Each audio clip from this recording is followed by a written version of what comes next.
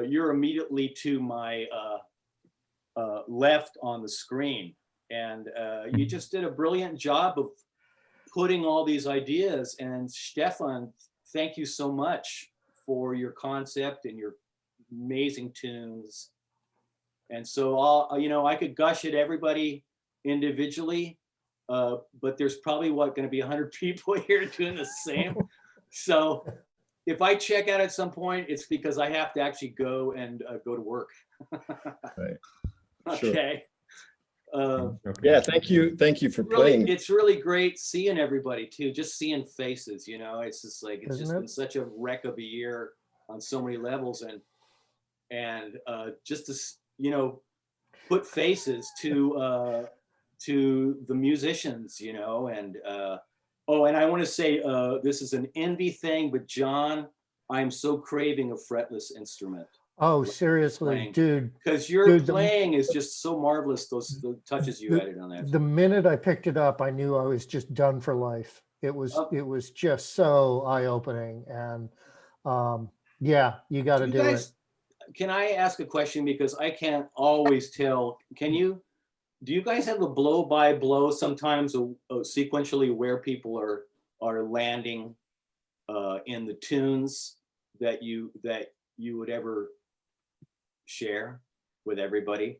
Because I just sometimes I just want to see where this touches, but I guess a feeling it's so collaged and that it'd be hard to do that, huh?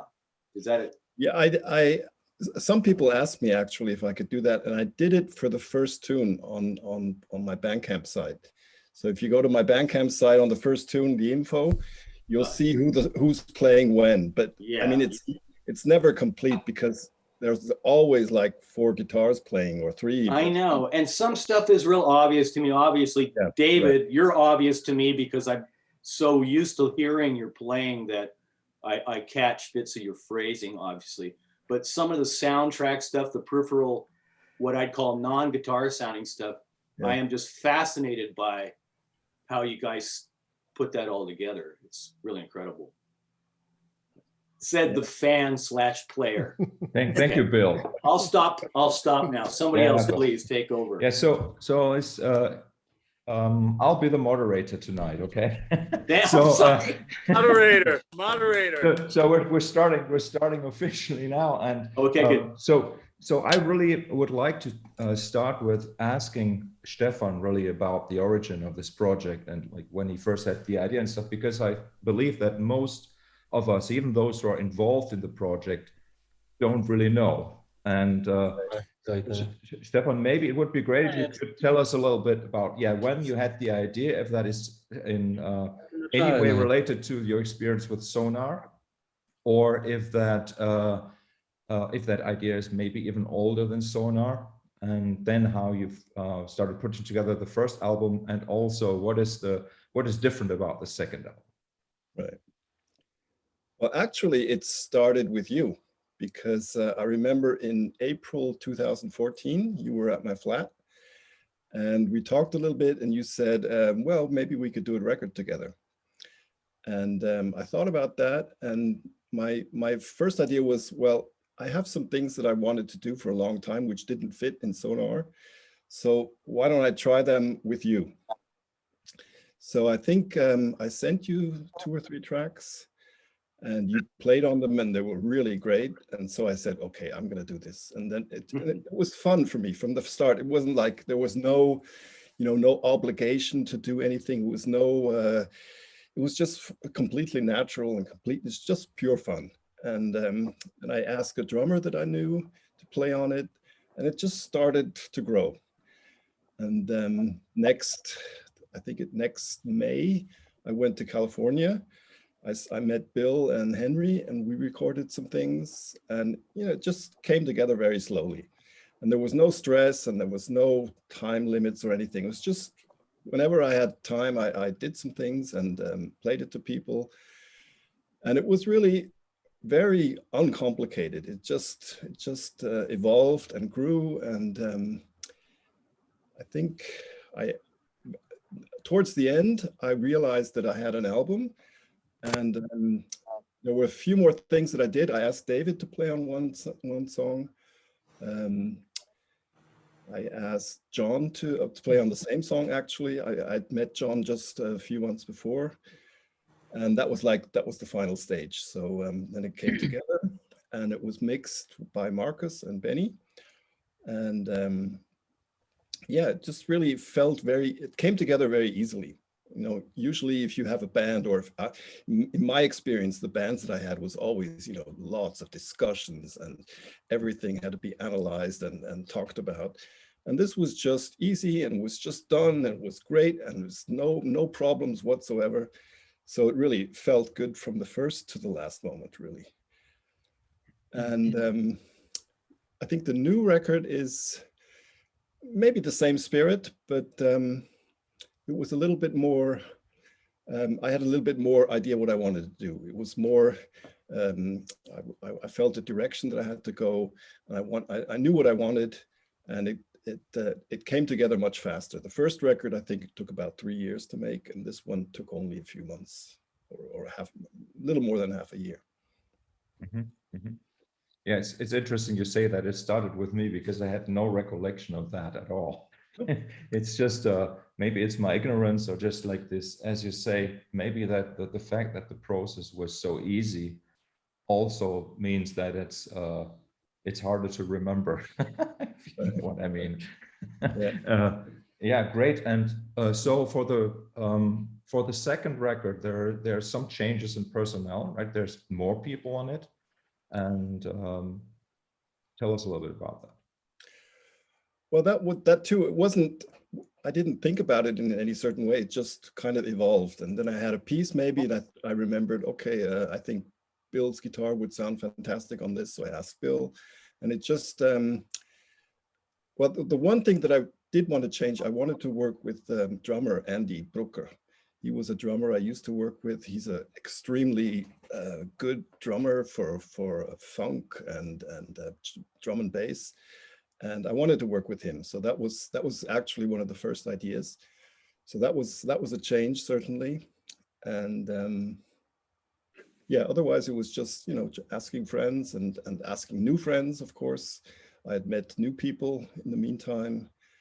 I'm sorry that Tim Motzer is not on the record. He will be on the remix album, but he was a part of this project. He played a solo that wasn't used for the record, but for the remix album. And Bill Laswell also did a remix, so that will be also on the remix album. Yeah, yeah. And it's turned out, and I just say this now, like the album is sort of like a feature for the touch guitar, like this instrument that I started building 14 years ago. And thank you very much, Stephan, for that. And for this record, you got Stephan Huth, who is also here tonight to play the parts. And yeah, like so for me, the Fractal Guitar 2 is very different for some reason, and I don't know what the audience and the other musicians think. For me, it kind of feels completely different. I think that's great, you know. And I remember that at the beginning when Stephan started sending stuff, I was still a little bit kind of like maybe questioning things a little bit. But then it really occurred to me. I really started realizing what he wanted, and that was different from what I had in mind. And we went with it, and I think it's a good thing. And like the first track. What is it called? Cosmic Krautrock. Yeah, exactly. So that's sort of like the direction and of the album for me, and it's much more like kosmische Musik, and I yeah, it's sort of like something that has always interested me. And like one of my favorite musicians is Klaus Schulze, who did these amazing synthesizer albums in the 70s. Yeah. Okay. So. Let's just start the open discussion. Like most of you are muted, so if you want to say something, you just have to unmute yourself. Okay. So John, people were already mentioning your fretless guitar here, so which I think is really the standout instrument. And Benny Schaefer, who is also here tonight, who is the mix engineer, who mixed the record with me. He said to me when we were listening to the album in the car the other day, he said, "Oh, I love these solos." And yeah, it was John, obviously. Thanks. Yeah, it was well, frankly, from the start of it, Stephan got me in very early, and everything he sent, I immediately, I listened to, and it just popped into my head exactly what I thought needed to be done. And most of what I was doing was really one or two takes. And the thing with the fretless is that the way I can phrase on that instrument is so very different from a regular guitar, and it added something color-wise to what the pieces were doing, that I just felt it created a flow that was very unique and different, and you know, especially on the title track and a Point of Inflection, where I really kind of let go a little bit. It was great fun. It's just such a blast.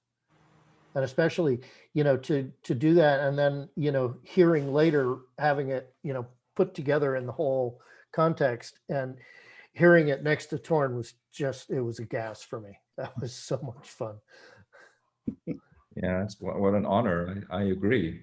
But you know, like, so people who are here who don't know what the process was like, it's basically like everybody sent parts to Stephan, and Stephan arranged every, you know, things. And since it's mostly kind of like the same key, and like no changes in those pieces, he could chop things up and move them around as well, and sort of created like even like beginnings and endings for solos that weren't even there, you know, and like and that's something that Stephan can maybe tell us more about. There's even, in your case, Markus, there's even a piece, a solo that you didn't play to that piece. You played the solo to another piece, and I just took the solo out. It was the same tempo, so same key, same tempo. So I just used it there, and it was perfect. Yes. Yes. Absolutely perfect. Yeah. So That's great. And I mean, there's a lot of things. I mean, people work very differently. That's very interesting. And so some people would send me completely unedited stuff, you know, just like 4 takes, just unedited and just the way they played it. Other people would send me meticulously worked out and already mixed. I mean, you know, really, I just have to just take it as it was.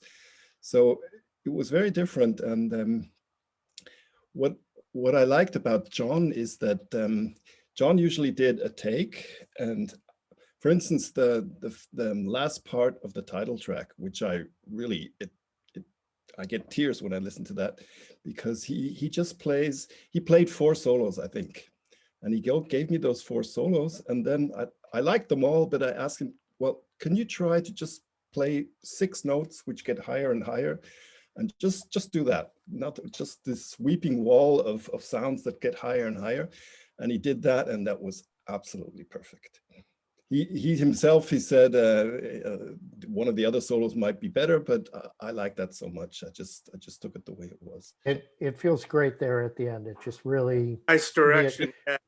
That was really Yeah. good arrangement thing to go at, I think. Great, thanks. Yeah. Yeah, Yeah, I really, it sort of capped the piece to me. Right. You know, it's like, you know, I may hear one thing, but you had this picture in your head, having heard what I did, and that worked out great. It was such a nice, easy direction to take, right, and easy to pull off at that point. It was great.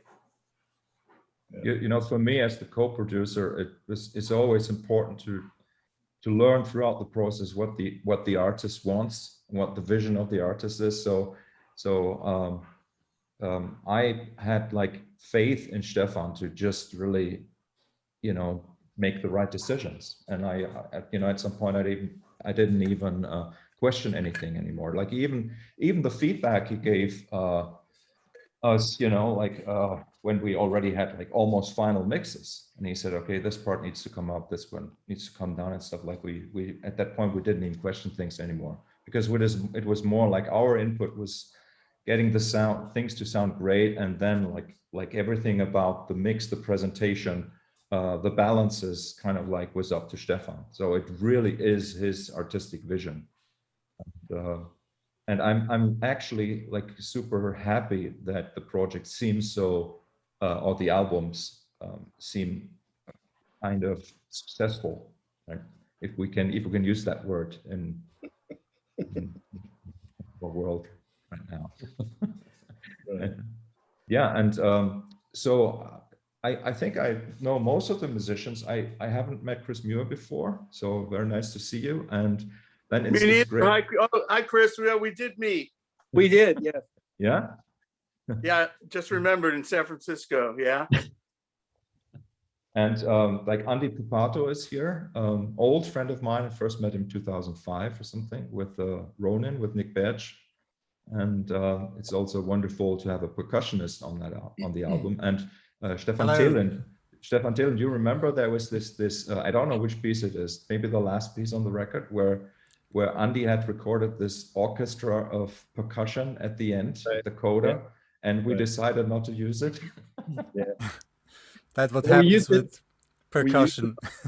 No, we used it on the remix. Okay. Yeah, I used it there. Yeah, it Yeah, didn't get wasted. it became a whole other piece, and it's fantastic. Because he sent it to me, and my immediate reaction was, well, we have to do something with this, but I don't think it's right for this piece. And it turned into a whole nother thing, which is totally amazing. Okay.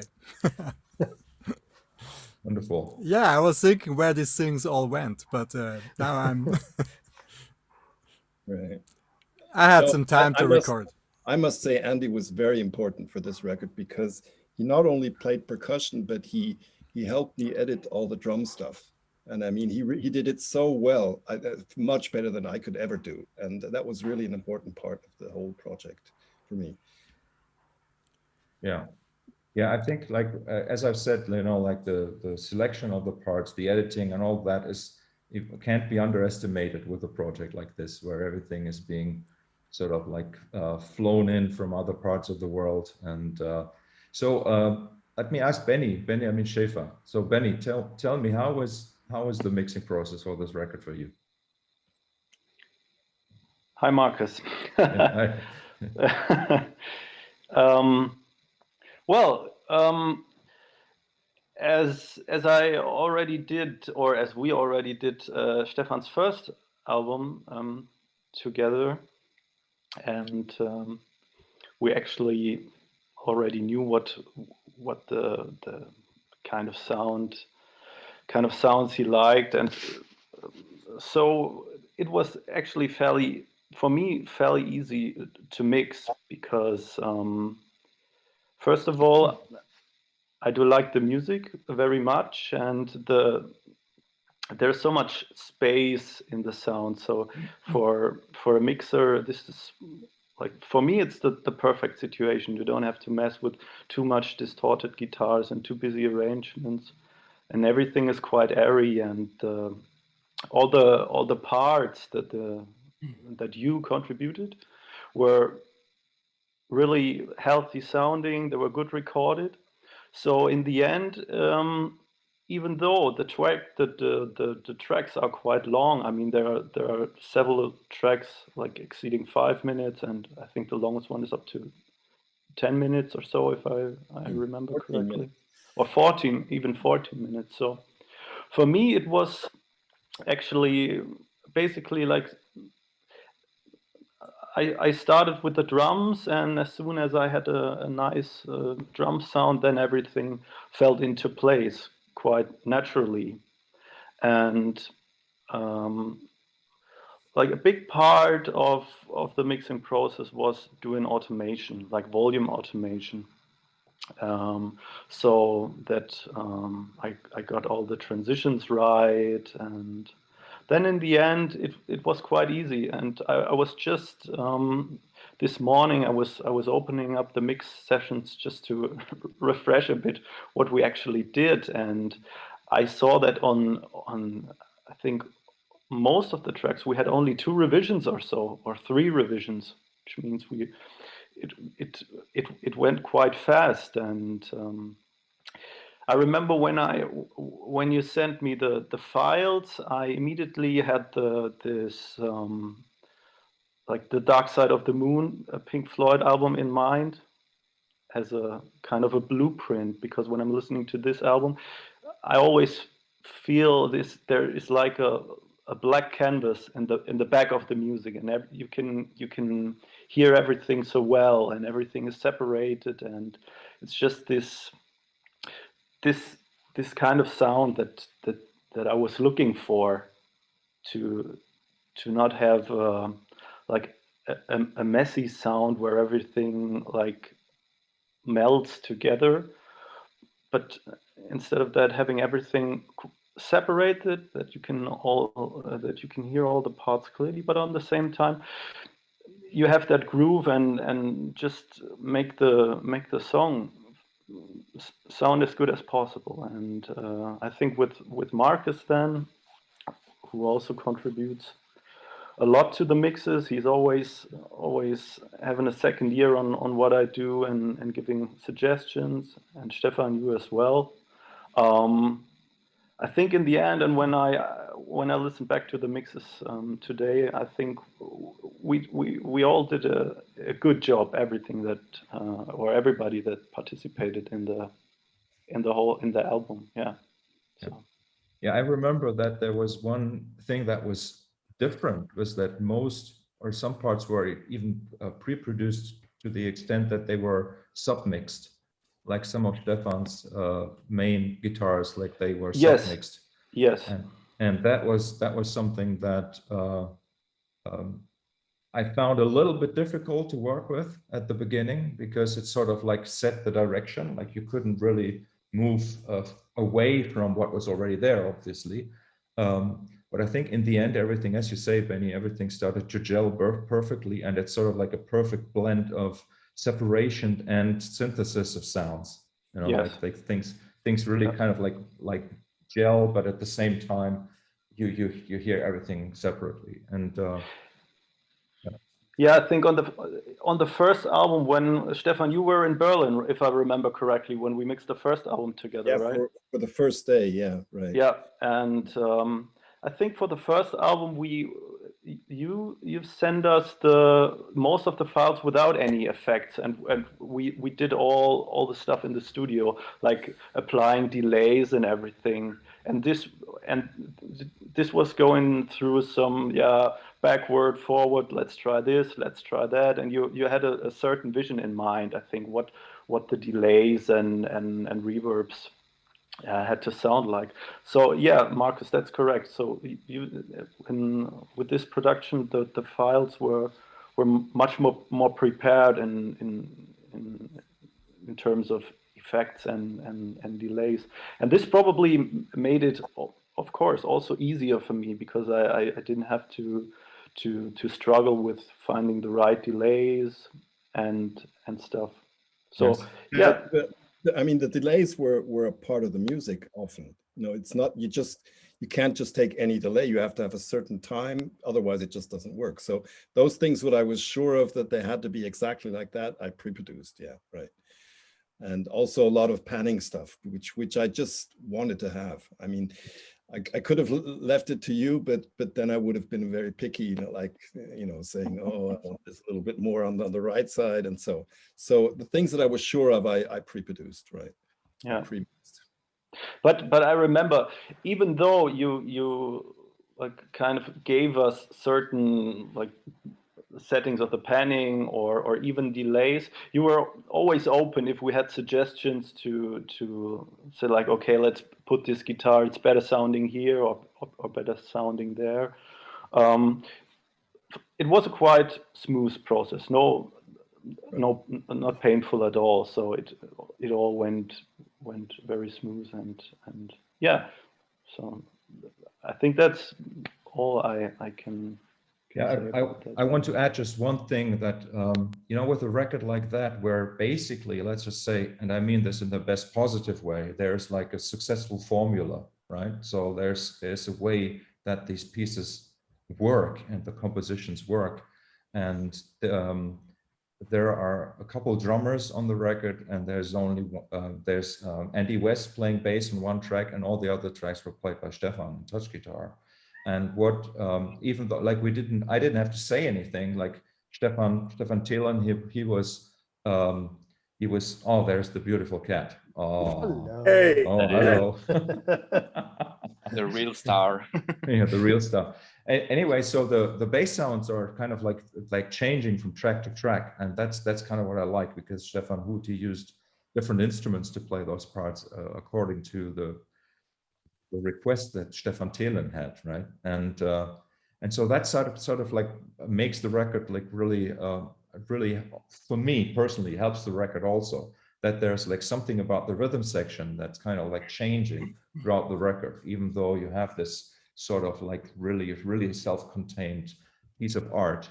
But like the subtle, like these subtle sound changes in the bass frequencies and the bass range kind of like really, you know, I have the record on repeat in my car right now, and you can just listen, you know, you can just listen to it on repeat and don't even notice where you are. And so I love that kind of stuff. Yeah, okay, maybe before we get to more of the production process, like Andy, how did you end up, Andy West, how did you end up on that one track? Well, that was, well, first off, thanks for having me here, and Stephan, thanks for putting this on the album. I mean, it was actually kind of accidental in a way. We're doing an album with Henry and Chris and Stephan and Lucas Ligeti, and this song, this riff, I mean, you know, Stephan had a lick, right? Play this. And, you know, I have to say, it was really, it's very interesting because it's just a repeated line. But for me to play that like endlessly, I had to go into a kind of zone, right? And I was really happy, by the way, you guys are talking about the mix. I was really happy. This is a little technical detail, but I was happy to hear the pick sound come through so clearly on that, you know, on that line. It really added a lot. I thought it added a lot of movement. And, you know, so that was how it happened. We were trying different things. We all brought in different little segments and pieces, and there was a lot of improvisation, which is, again, always a blast.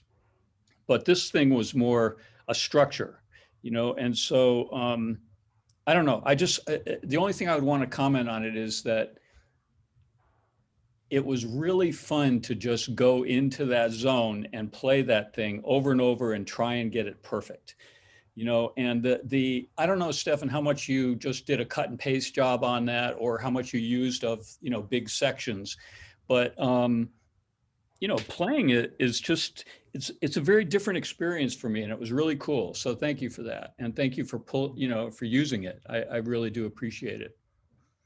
I think there were Plus, three. the other thing that's cool about this album, just before I shut up, is that I spent about, I'd say at least 3 hours this morning listening to pieces by everybody on this record.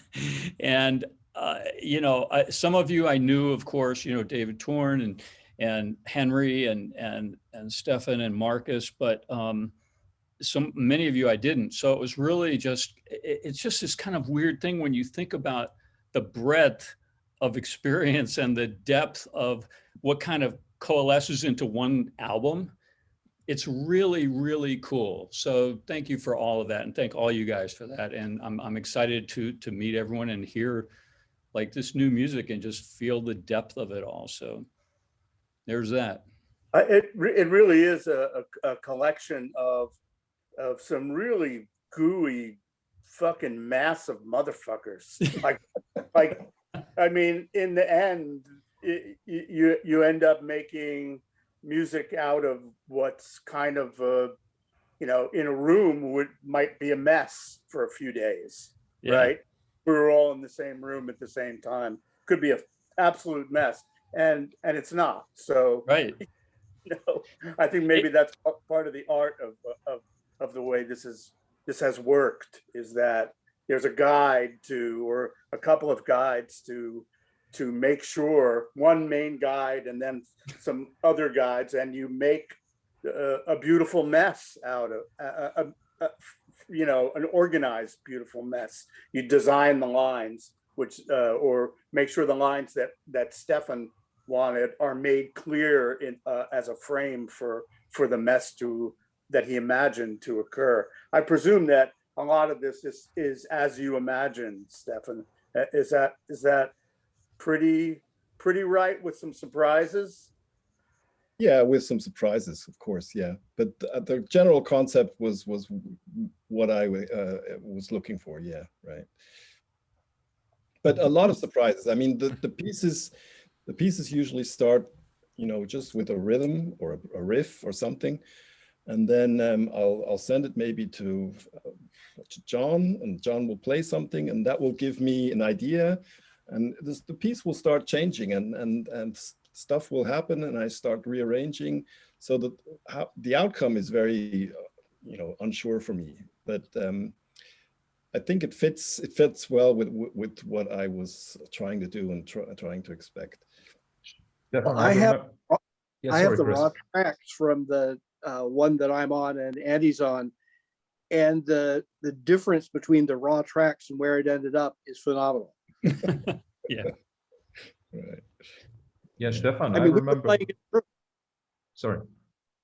I would just say we were playing in a room. We might be the most musicians in a room on this record. That's right. That's actually the only piece where more than one person played at a time. Yeah. Right. Wow. That's kind of a Pretty shocking cool. statement right there. Well, it's You know, true. This is the also- nature of 2020, isn't it? There are also some keyboards on 21 this too. record, right, Stephan? Stephan, Pardon? there are some keyboards on this record, and I remember that the first initial tracks you sent me, they had like granular synthesizers and stuff like that, and then at the end some organ parts. Yeah, I use synthesizers a lot just to build a track. Yeah, and afterwards, Fabio, is Fabio here? I can't see him. I don't see him on here. Fabio played on two pieces. That was a big help because, I mean, obviously he's a better keyboard player than I am. So he did some stuff, and I think if I do another record, I'll ask him earlier in the process because I really like the way he uses keyboards. Yeah. So Alexander, mastering engineer from Vienna, who I've known for also like maybe 15 years already. Guess so, yeah. Yes. 2007, I guess we met in Vienna. Yes. Yeah. And so for some reason you ended up working on the first Fractal guitar album, and I remember, yeah. Like and Stephan 2 years ago. and Stephan kept working with you, and you also worked on this record. So is there anything that you remember that is worth mentioning? I think I did one song. Usually I start with my most favorite one, which I like just hear to each one a little bit and just pick the one that I really like, feel the most to. And this was the leather one, I think. It was kind of more, I don't know, different to the other stuff. And I think it's one of my favorite songs from these both Fractal albums. And I made it pretty loud, I remember, because Stephan likes it kind of, very present. And then I did a revision because, it was kind of too loud even. So that was maybe the biggest story about the album. What I really like about the album, it sounds like more a very homogenic piece, like almost like a real band is playing. And I think that was a little bit less the case in the first one. Yeah, and if anybody's interested, I also seem to remember that the first album it was much tighter. The editing was much tighter, much less organic than the second album. The second album is like you can still hear like some flamming between the bass and the kick and stuff, which is sort of it really is different. It really has a different vibe to me because of like these details. Mm-hmm. And what I in the end try to do is like to make it sound just big and huge and not to change a lot. I just had also look before what I did, and it was very few, just adding a little bit of analog tube EQ and just maybe half of dB cutting somewhere in the low mids. that was in the end was a pretty easy job. Also thanks to your and Benny's mixing, of course. So Leonardo, maybe the most important man here, always Leonardo, right? Because he is the man selling this record, and I'm actually so happy that to have Leonardo in my life for many reasons. One of them is like he actually can sell. So Leo, do you remember? Well, you first met Stephan when Sonar was on tour with Stickman for a few shows in Canada, right? Yes, that was the first time, but we were already in touch before, and I became a very fan of Sonar even before they released a couple of albums on Cuneiform Records, and those albums then I offered them to help them in with finding a couple of gigs in USA, and we kind of succeeded a little bit, but then especially in Canada was much easier also because of the schedule, and they did 3 or 4 gigs because the venue in Ottawa was a little bit too small, and I believe that was the reason that we weren't able to accommodate them, but that was an option, and really, like, it was amazing band.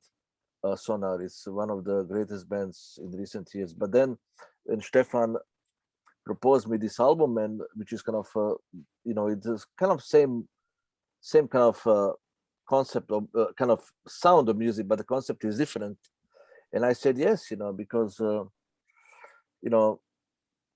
it's a bunch of these people, like playing on the album, like and you and David Turner, Barry Cleveland, all these guys, and and it's simply amazing, and we sell few records of the first album. It was tough, but I think we sold few. It's tough to today to sell albums, as you know. But I have a very big mailing list, and you are on the album, and Sonar is kind of known in a certain circuit, so that helps. Mm-hmm. Yeah. And I remember when I was with my father at a business meeting, then one of the guys came to me and said, "Oh, you're a musician. Well, any idiot can write a masterpiece, but it takes a real genius to sell it."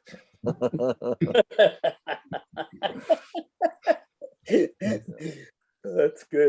Look, we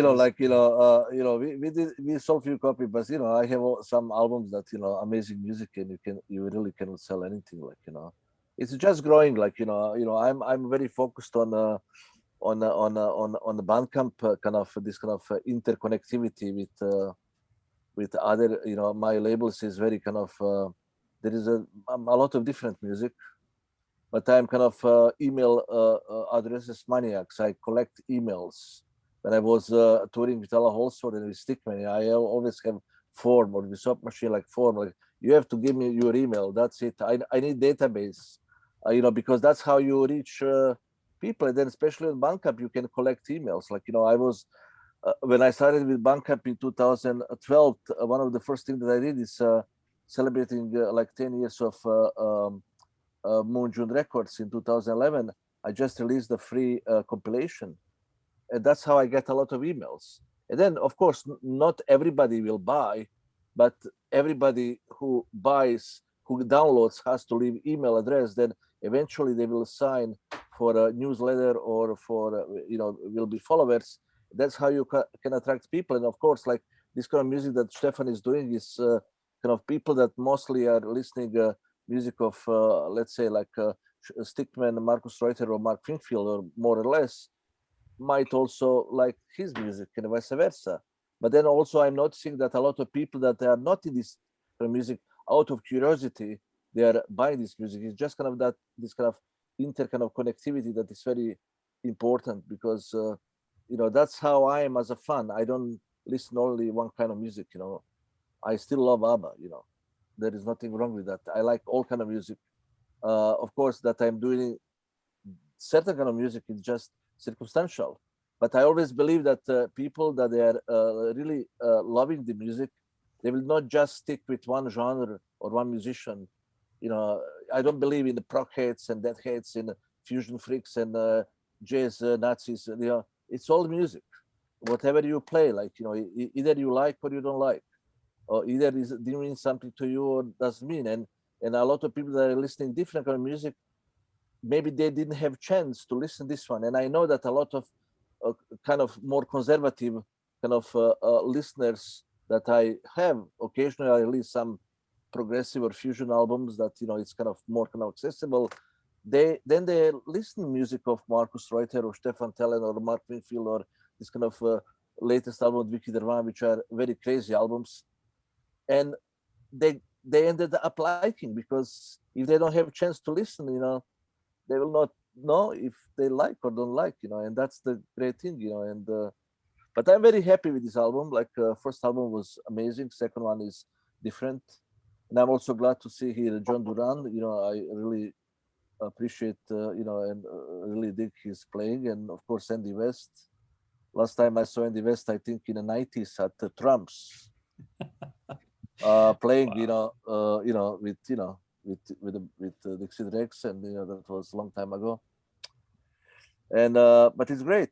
And thank you, Andy. Thank you very much for you weren't able to come to the gig of Flavin Brothers and Soap Machine, but you ended up giving your amp for Roy Babington in 2011. I remember you helped with that. With thanks to Anthony Garone. Oh, really? Oh, yeah, I remember that. Yeah, that's cool. Yeah, it was great, you know, because, you know, we needed some, and, you know, Soap Machine were traveling they were flying from LA, and Flavin Brothers coming from Mexico. And I remember Anthony helped me, and apparently you were the guy that, you know, Roy and Uncle Tony used on that show. You were there at that gig? Yeah, I was at the gig. I was selling merchandise outside and seeing the gig. You can always find me on merchandise tab, because I like to take people's money. Cool. But really, Leonardo, what you do is you are like maybe the master of communication in a certain way, at least, right? Like you really can bring people together, and that's sort of what your label stands for. Yeah, but that's also my personality. Like, I like more people better, but more quality people even better, you know.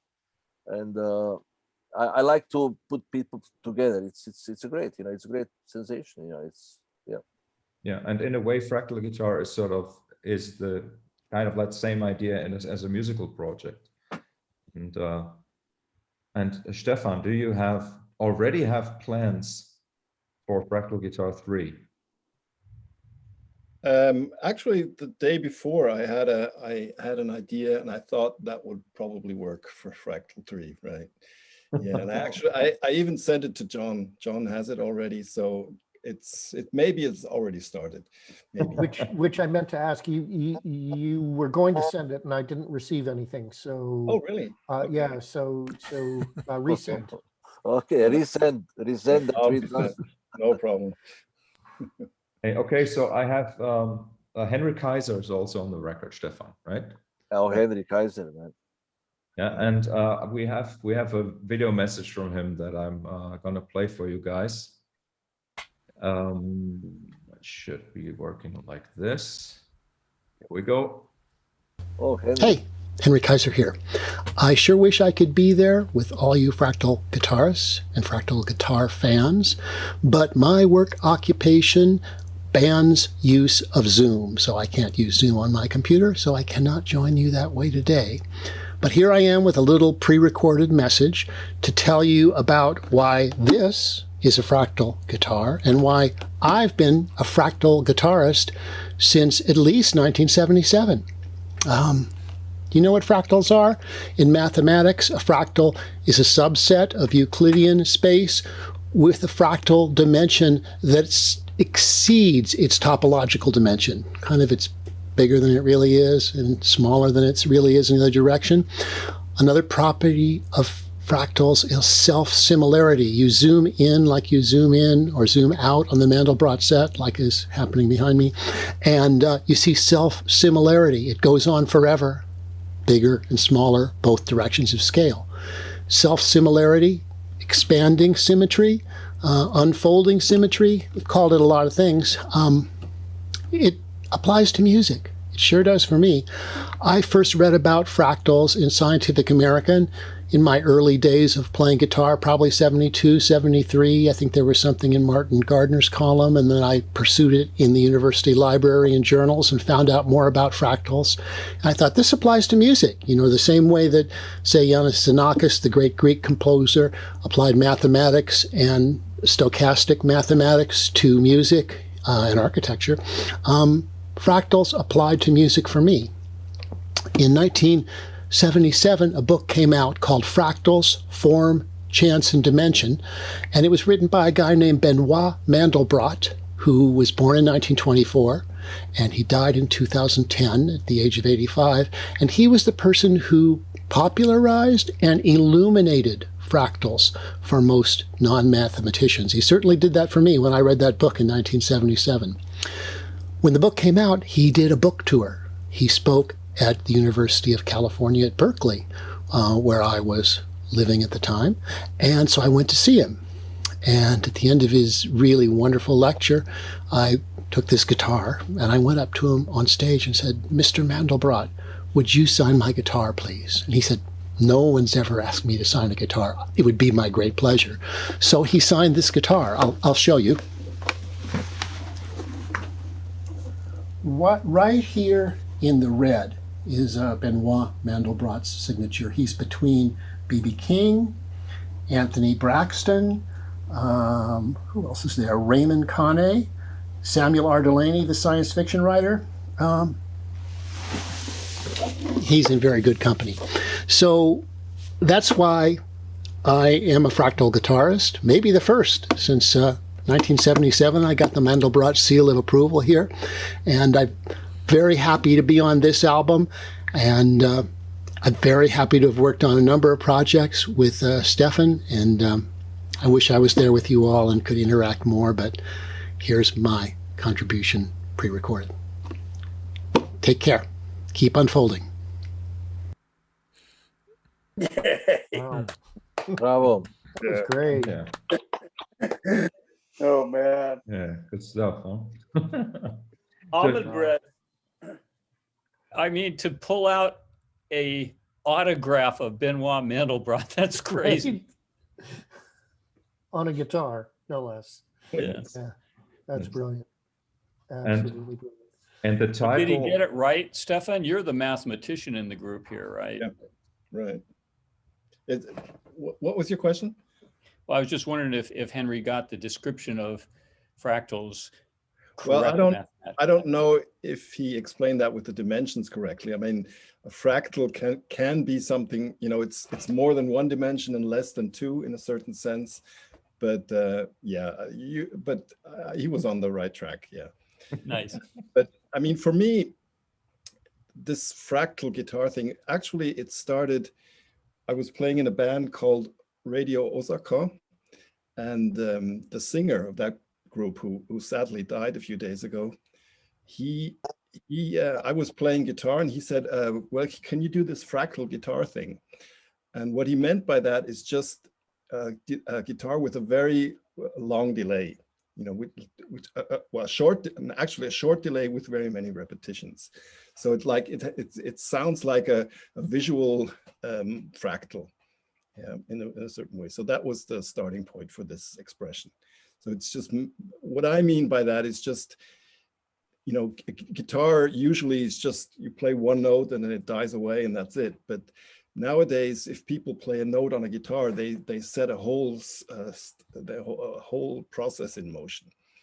When David plays a tone, it's like, you know, exploding array of sounds that are going on. And what I mean by fractal guitar is just this, that one guitar tone can start making a whole landscape and a whole cool picture.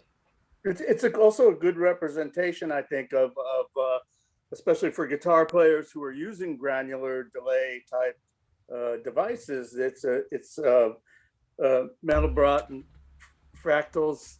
They seem to be, there seems to be some kind of like sonic analog there. The way we break up the grains, the way we stretch them, the way the one thing that's small becomes larger or wider or disappears only to reappear in another state at some random moment, what seems like a random moment in time. You know, good. That was a great thing from Henry.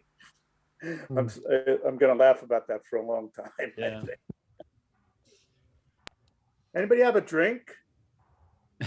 Have water. Oh man. Stephan, so Coffee. We have some wine. Great. Ooh. Stephan, can you tell us a little bit about the composition? Like, I mean, because like one of the main features, at least that the audience picks up on, is the time signatures and stuff. Like something that for me has sort of become like almost like a non-topic, but it really is like the way you do that is really not just hypnotic, but it's also sort of like a little bit of a mystery to people sometimes what's going on there. Right. Can you enlighten us? Well, I guess I was always kind of bored with 4/4 rhythms. You know, it just seemed so, everybody does it. And if people play, you automatically hear 4/4 beats. And it was just something that I thought just opened a new world for me. And especially because, you know, like in the 60s or 70s, when people played odd meters, they played it very spastically. You know, there was no flow in it. It was really, you could feel that it was odd because it felt odd. And then I don't know when exactly that happened, but I think it was in the 80s probably, that people started playing polyrhythms, but played them very naturally. So you had this pulse going on. It felt completely natural, but in the end it was odd, an odd rhythm, which just gave this kind of syncope. How do you say Syncopation? Syncopation, yeah. So you had this it's just more interesting for me. It makes you want to move because it's not, you know, this locked 4/4 thing that just keeps going on, but it's something that changes over time, the whole time, and then that's just seemed much more interesting to me. And then I remember clearly listening to Nick Birch, which really, I mean, it was very, I love the way he uses odd meters together. And that was very inspiring for me. And to use this in a more rock context was something that I wanted to do. Like Nick was probably more jazz based, and I wanted to do this with rock music. So I just started experimenting with different rhythms, and you know, very quickly I found out that certain things work well, other things don't work so well, and I just followed along this path. And today, I mean, everything I do is odd meters. It's just, that's the way it comes out. It just feels more interesting to me. Mm-hmm. Yeah, you know, like you were mentioning Nick Birch's music, and really, for me, it's the album Discipline by King Crimson, where there's the track Discipline, and I know like David Thorne used that rhythm section on his Cloudward Mercury album, like Tony Levin and Bill Bruford, and it was like that kind of well, let's say world music and classical music influence into rock music that where King Crimson was kind of like doing that in a really sort of, you could say, even in an extreme way, and it really hadn't been picked up by other bands as much as I would have liked. I mean, there's, you know, in the early 90s there was then the math rock movement, but that had a different sound, you know, that came from somewhere else. And so when I first heard Nick Birch's music, for me it was like, okay, now there's somebody who does that and takes that, but it had more acoustic features. I wouldn't say jazz, but like more acoustic features. And Andy was in that band for a long time. And then when Sonar came around, and actually, like, I think it was the first record that came out on Nick's label, right? On Rhythm and Rhythm Records. So there's that connection. But then Sonar took that to the rock world, let's say rock in terms of sounds, right? And even like when you have not experienced Sonar live, you don't really know how loud and powerful it is, because it's kind of like, I don't want to say it's impossible, but it's kind of very different listening to the albums, to the CDs, to the vinyl. It doesn't have the live, it doesn't have the impact of the live sound of the band, and it really is something unique and something special, and something that is unique is the right word. And literally, I don't know any other band that does something like that. And then Fractal guitar is sort of like a little bit of that, but allowing all the other influences, all the other, like the soundscaping influences on top of that. And I think that's why it is such an attractive mixture of influences, and it's just wonderful. And like the rhythms, I mean, usually I don't count or don't even try to understand what's going on, but like now that I have it in the car, there's like obviously a lot of this, like sometimes going, like the pulse is going between like being 3 or being in 4 and stuff like that. And it's just wonderful. And like even though there are polyrhythmic parts, but mostly it's kind of like based on the idea of cycles and the cyclic thing, which I think is really it's kind of it's like as if you are kind of like an ambassador between different worlds there. It is it's mostly polymetricism, right, Stephan? Right. In most ways, I think, just not to distract from how great this record is. I can think about the history of this stuff, and I grew up around with David Borden, who was one of the early minimalist composers, along with Steve Reich and Philip Glass. And there was this movement here when I was growing up in the 70s, and in San Francisco, I know for sure, that and an influence of the polymetricism that is present in Indian music, which also really influenced some of the San Francisco composers, that this is an important thing, which has now, I think, is recognized as being important in music on maybe on a more academic scale. When Ronan, it's just it's something that is happening. People are focused on the young movement now in New York, in Brooklyn, is completely focused on polyrhythmics and polymetricism. A lot of polyrhythmics. I told you, Stephan, a couple of times about some of the scores of Matt Mitchell's that I've worked on, which is now like 12 or 13 records. And you look at these scores and you watch people reading this stuff down, especially the polyrhythmics, and it is phenomenal. And it sounds phenomenal when it's played with feeling. And you just know that there's rhythm, I guess like 25, 30 years ago, rhythm became the thing in music more than I think any other. Maybe it's more than 30 years. I'm really old now, so I can't remember. But it's so critical, and it's a great time for everybody who wants to play with that as a part of their musical oeuvre moving forward. It's fantastic timing, I think, and it's really exciting to play. I have to say, to play with Sonar live for me, because it is that blend that there's some of it. It's I'm the only one doing the ambient thing, kind of, but Stephan does with his tone, and Bernard will do it a little bit with tones and big reverbs, and it is a fantastic feeling playing that shit loud on stage, and with a sense of danger as well, which I think is critical for me. But I gotta say, having seen it from the audience perspective, it was astonishing. And to me, it was the perfect combination. That having you work with Sonar took Stephan's great compositions and that band with all their power, and then just took it to a whole nother level by adding your amazing thing, whatever heck you want to call it, over the top, and I just enjoy pushed it it too, to. John. I really do. I was thinking more about like what happens, and it's just me guessing, but what happens if you actually have an opportunity, Stephan, to put Fractal 3 together live somewhere?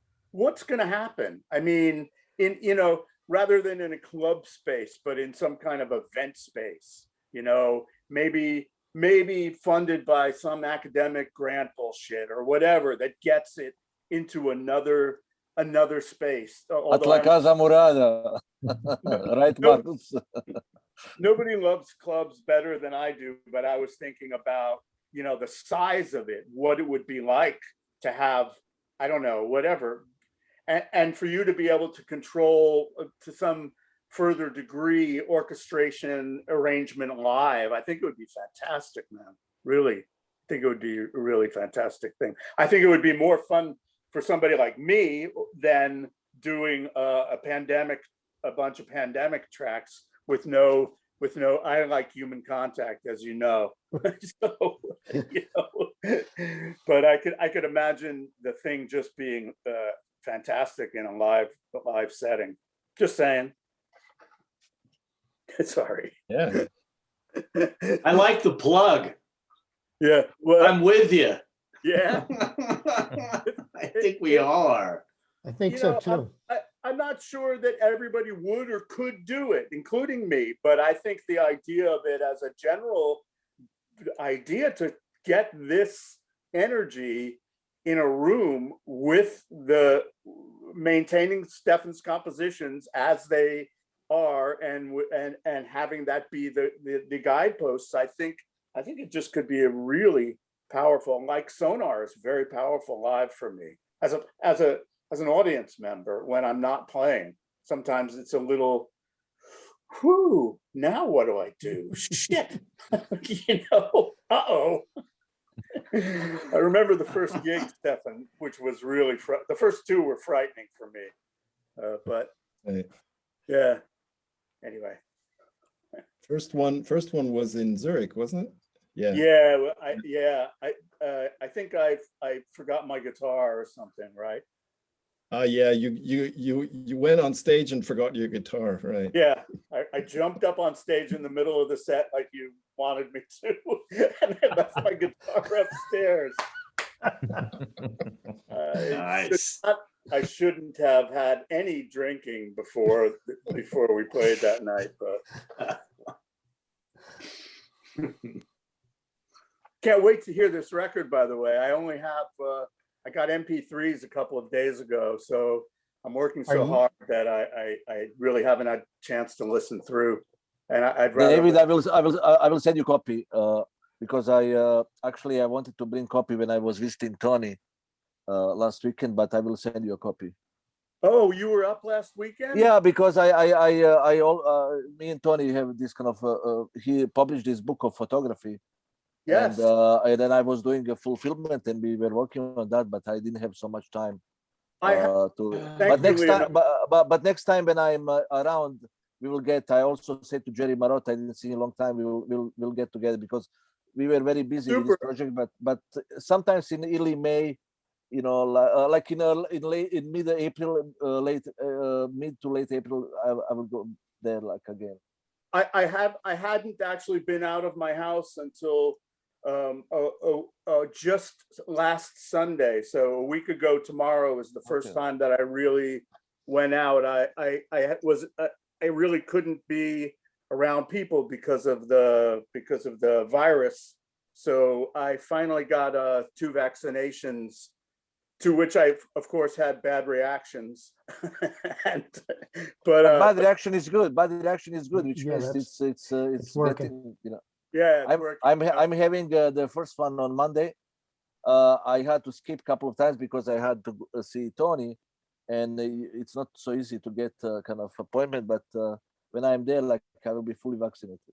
You guys are lucky.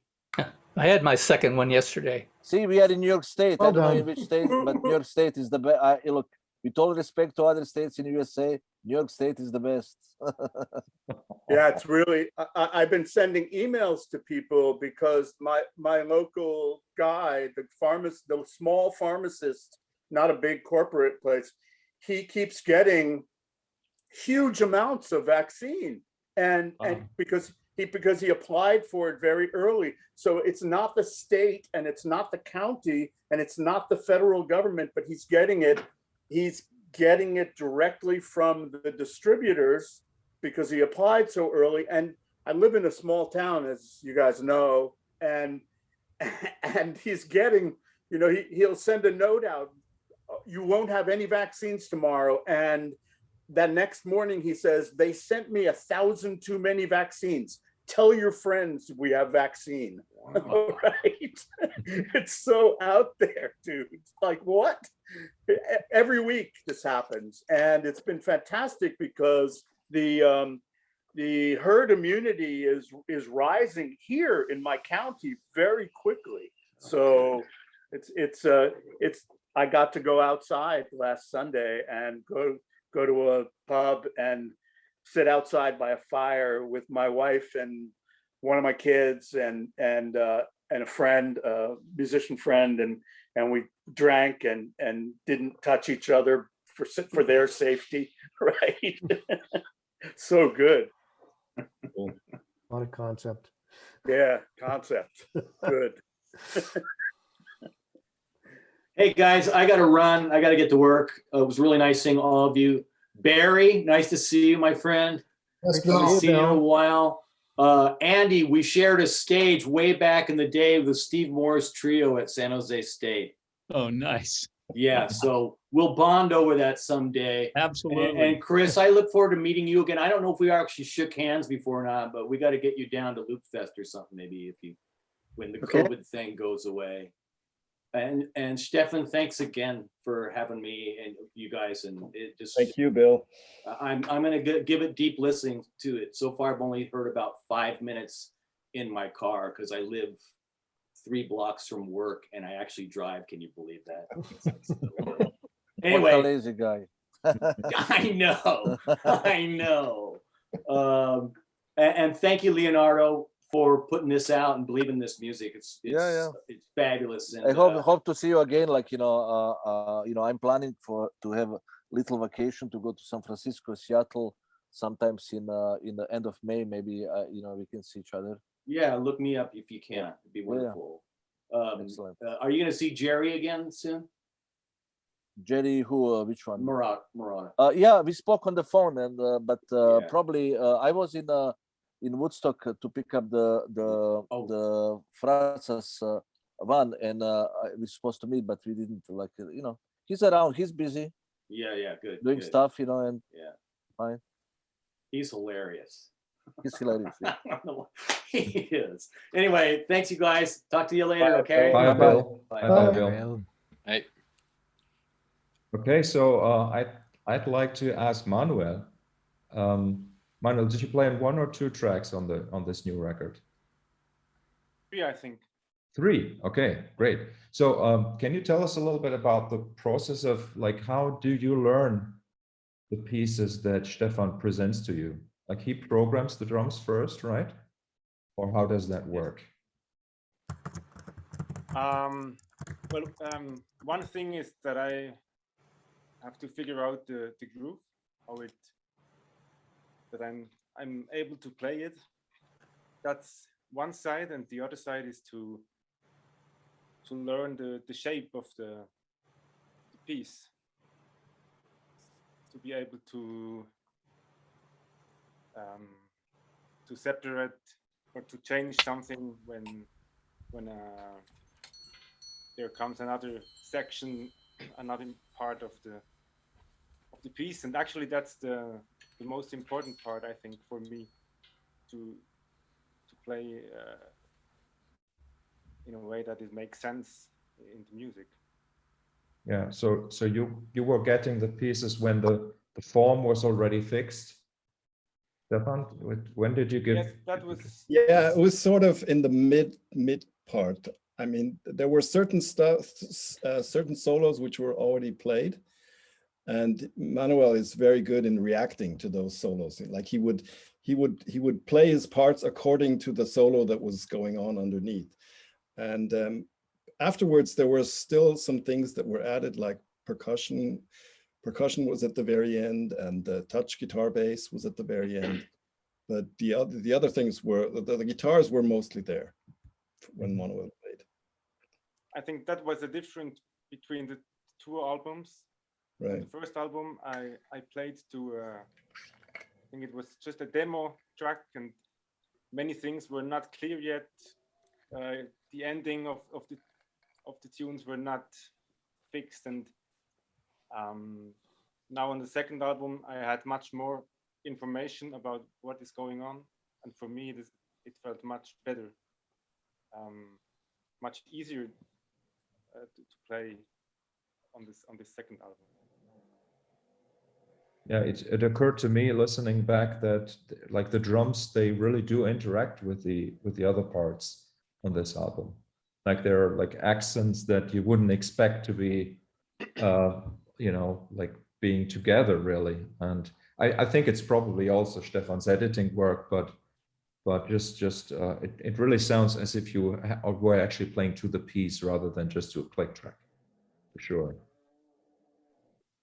And so you learned the form, and how do you do that? I mean, do you when you're playing, are you just kind of like following the piece in your head, or are you actually even counting, like remembering when a new section starts? Because I've never paid any attention if there's just like a equal number of measures before it goes to the next section, or if that's also totally open to be anything like 5 measures or 15/8 or something like that. I don't know. It depends on if there is a smooth transition, I just go with the music. Mm-hmm. And if there is a certain point where I want to change on that exact, on a very definite place, I learn it. Maybe I find a sound that I can remember, and then I know, okay, 10 bars after that, Oh, yeah. I do the changing. And do you remember how many? I try to count as less as possible. Yeah. Do you remember how many takes you recorded for the pieces? I think 3 of each piece, maybe. Yeah, about 3, I'd say. It was either the first or the last one that was good, I think. Or maybe I don't know what Stephan did. Yeah, you're right. It was either the first one where you were like spontaneous at the first time hearing it, or the last time where it was very worked out. It was very seldom it was the middle take. Yeah, you're right about that. And Stephan, you said the touch guitar bass was added last. So so the pieces were arranged around your original bass takes, which you played, right? Right. I have a little Fender bass here, which I use. Yeah. Stephan did a really great job, and I'm really glad. He sure did, by the way. Stephan, nice to meet you in person. I love your playing on this record. Thank you very much. It was a lot of fun to record this stuff. Like Stephan said, I had the bass track he played already, and I tried to bring it over to the touch technique also, because everything is tapped, and especially to get all those ghost notes and all this stuff going on, it was fun. And while recording, I always got distracted of all those solos going on. I was playing there and there was a solo going on. I was thinking, oh shit, I lost it again. So because it's so great, so amazing. So especially John, what you did on the fretless guitar, it's just outstanding. It's amazing. Yeah. And yeah, it was cool, especially to play to all those cool drum tracks. So I think I got everything that's also on the record. So with percussion and all the different drummers, and yeah, it was fun to play. Yeah, really. And you were allowed to create your own bass fills, right? Yeah, so I played it. I always try to play. I don't want to copy all the parts because it's loop based. I could have an easy job just to play a loop and copy it over and over and add some fills. And that's what I did not want because yeah, especially it should sound like a human player. So it's I'm also interacting with the drums. When I hear fill, I try to get it. And yeah, that's how I played it. I just played a long take, and yeah, if I lost it between, I start from there. Yeah, so that's how I did it. And yeah, it was fun. It was really fun. Yeah, I really like the way you would play a riff and then you just leave one note just standing there. It was really unexpected for me, and it worked perfectly. It's really nice. Thank you very much. Yeah. It was an honor to play with all those great musicians. For me, and it's not my home base. So I'm usually doing heavy stuff, metal stuff, and yeah, jazz stuff, and that's the music I usually play. But it was fun to do this. And like Markus said, I also do not count. I just feel it. I just played some loops, and okay, that's how the beat goes. And you said it to me with all those, yeah, that's a 9/8, and then there's another beat on it, and another meter, and I was thinking, okay, yeah, I feel it. I just play it like it's there. So don't think about it. Just play. Yeah. Yeah, but Stephan, you also have like an album of sort of almost like acoustic touch guitar music, so Yeah. you're not just doing the heavy stuff. Yeah. Yeah. So maybe to like we have some people here who are not part of the album, part of the team that produced the album. So if there are any questions that people want to ask or any comments that you have, we'd like to hear them. And especially Stephan Thelen is very happy about getting feedback. So I know that Philip, my good friend Philip, who I've known for almost 30 years, he loved the album. He wrote to me yesterday. Philip, tell me something about your experience with the album. Yeah, hi. Thanks for the kind introduction. Yeah, actually, I mean, I love Fractal guitar, and I also love the remixes. And I just stumbled upon the announcement of the new one, and I got the first track right away, and I was already hooked. So I had the first track on repeat because it's really just so, I don't know, it's got a nice groove. But it's got all those subtleties. It's more variety than the typical Sonar sound.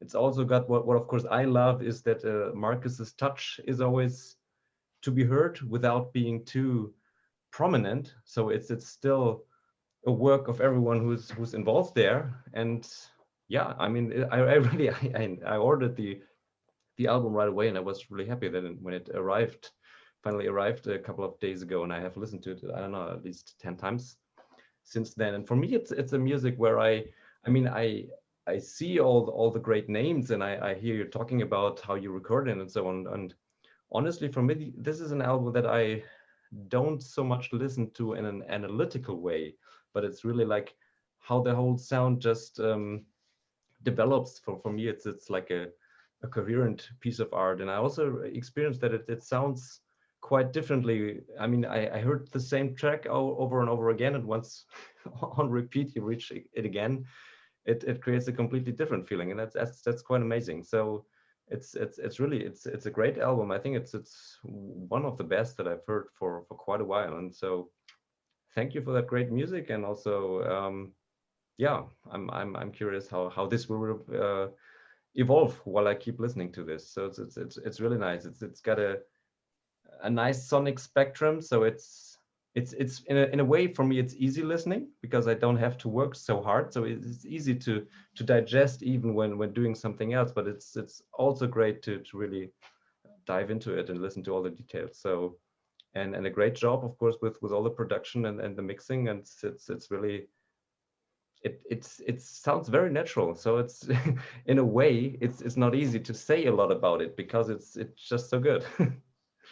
So this is my 2 cents. Nice. Anybody else? think Who's Philip has heard said the album? everything now. Barry Cleveland, what do you think? Yeah, Barry. Hello. For me, this was like a big playground. So it just, I got a chance to try whatever I wanted. Stephan, left everything wide open and just said, do what you like. A lot of the stuff didn't work. There were a lot of failed tracks, but then there's a lot of things that did make it onto 3 of the pieces. Particularly Point of Inflection. I played a lot of different stuff on that, 6 and 12 string guitars, and like there's a fuzz orchestration towards the end of that. That's just layers and layers of fuzz guitars that are part of the composition. There were things like on which one? Maybe it's that piece where John Durant is playing this great solo.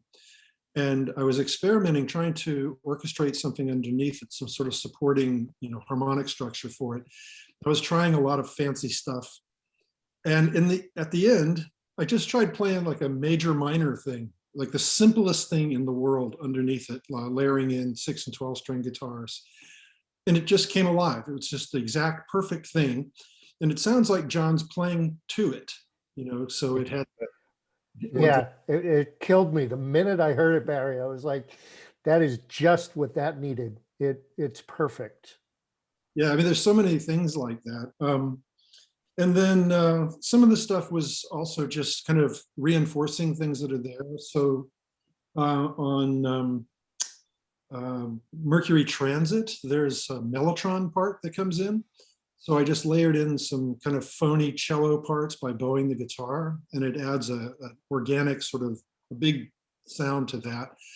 The biggest thrill to me for this, though, was it's not on the main album, but there's the remix album, which has some great remixes by David and Stephan, Jaw Wobble, and Bill Laswell. But I remixed Mercury Transit, and Stephan was gracious enough to allow me to bring my friend Michael Manring in on bass. And we've worked together for a long, long time, and he's been on a bunch of records of mine. And by having him just play a lot of different grooves, just amassing grooves, I was able to use those grooves in order to recompose the song, essentially. And I took out a lot of the original parts, added a lot of things, a lot of guitar parts, and even things like Tibetan singing bowls, bowed cymbals, toy zithers, all kinds of stuff, and layered it in. And that piece, I really love the way it came out. And then Michael also played just some, typically the way I like to work with him is I'll have some kind of basic bass part. In this case, it wasn't mine. It was something that was on the original mix that he was listening to. I say, so play something, kind of like that. But then, okay, we got that. Now try a few other things that are just whatever you want to play. And then usually at the end of the process, I go, okay, so now on this one, just nothing matters. Just play with abandon, the craziest shit you can come up with, with the weirdest noises you can have. And so he did all those things. And by crafting them all together, like there's a solo, a bass solo in there, this heavy distorted thing that he originally was kind of laughing, when he gave me the track, like, I don't know what you do with this. This is, maybe something you can use a little bit in the background or something. And I featured it. I made it front and center, and that became the solo in that one section. And it works really, really well, I think. So anyway, that's the sorts of things, where Stephan would have a request, like there's this sort of swooshing sound on the title track, and he had already created a cool filter for it. But he said, can you do something that's kind of like this filtery sound off the first record? And I couldn't remember what I did there, but I managed to come up with something I thought was much better that interlocks with his part, and it creates this beautiful sort of blooming thing. And then for the melody for that song, he said, can you double the melody? So I laid in, who knows, like 4 electric guitars and a bunch of 12-string guitars, and reinforced that. And so that was a more kind of compositional thing. And there's a lot going on this album that doesn't even meet the ear after you've listened 20, 25, 50, 100 times. And like I have another story to add, which was kind of funny because like at some point, like Stephan asked me to play on something or something else or some more parts. And I said, okay, Stephan, it's going to take me at least like 8 hours to do this. I don't know why I said that. There was some reason why we had that discussion. But anyway, it like turns out when I play a solo or something, like something that's flashy or that's something that somebody, you know, that's just going to take as long as the part, as the section is, right? That's like a 30-second blow over something and done. But when it comes to creating new sounds, like these acoustic, like more acoustic, clean sounding solos that I play on the record, for example, those you know, sounds were crafted like in detail. Like I can obsess about these things. Like I know that people don't really, maybe don't appreciate the depth that is in those sounds. But for Fractal Guitar, I came up with this particular way of misusing Ableton Live to create glitchy guitar parts, right? And it's like also all like this, the soundscaping stuff. Like I think there's only maybe a, you know, like sometimes like maybe for 10% of what I do soundscaping wise, I use synth sounds. Like I remember I had the there's Electro Harmonics Synth 9 or something, I don't know what it's called, like a small pedal that just has a few synth sounds in it, and they are great. And I played these parts, but then what I tend to do is I have like this feedback system set up, like with 2 or 3 loopers, and then I let the loop sit for like 2 hours and feedback on top of each other, and that will be the drone that you hear, right? And like that, you know, it's, and I really love that. Wait, did you feed that? Did you feed that into the Ableton looper after you had created that at all, Markus? I'm interested to know. Yeah, it's a system that uses 2 loopers within Ableton, where the on two return tracks, and the automation is there's automation on that, and that's how you can let something like sit for hours, and it will just kind of like morph into an interesting texture that like kind of like has nothing to do with the original sound sources. And I, you know, I love this idea that like really small elements can be like extremely complex. Like there's this one example, like on, you know, Mike Oldfield's Amarok, there's like one sound, like which is like a few milliseconds long, which is the whole of Tubular Bells kind of like in that time space. I like that kind of idea, you know, and so everything is like super complex, and I just love that about Stephan's album, you know, and that's also why I love producing it. And even though we did that less on Fractal Guitar 2, but on Fractal Guitar 1, Benny and we did like all sorts of external treatments, you know, sending stuff through pedals, and like everything was reamped, and that's why the album is also less clean than the second album, you know. But just this idea of like always adding an extra level of complexity is sort of like what I absolutely love about the process, or like the guitar playing. And I have to say, it is David, right? David Torn, like who did that in the 80s when like say Fripp was doing the like say the more boring stuff, and David took it into to this world of like, or being like organic, using the electronics to create this organic evolving soundscape, and where also like every part, like the noises you make on the guitar, and even like the signal to noise, like in the actual signal, is being used to create a soundscape. And all of this is present in Stephan's music, and I think that's why I really believe it is the kind of soundtrack you can listen to, you know, and it won't age. You know, I can't imagine that this will sound old in 30 years. I don't know. I'm not old enough to have that experience, but I don't think it will ever sound old. That's what I believe. Hey, Markus, can I ask you a technical question? Yes. So you do this orchestrated thing at the end of Mercury Transit. It's like this beautiful, sweeping, full orchestration. How the hell are you doing that? I'd have to listen to it to tell you. But like I said, like everything I do with like orchestration or arrangement is feedback based. So it's like loopers feedbacking onto each other.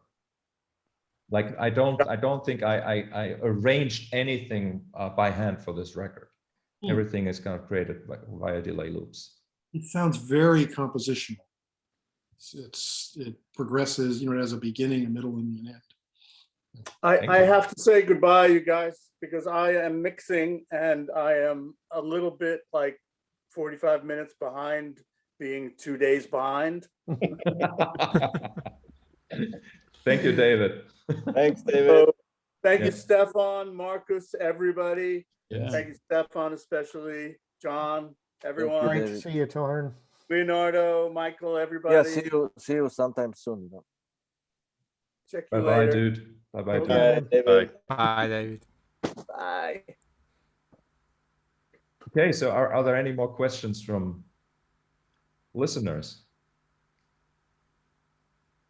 Marcello.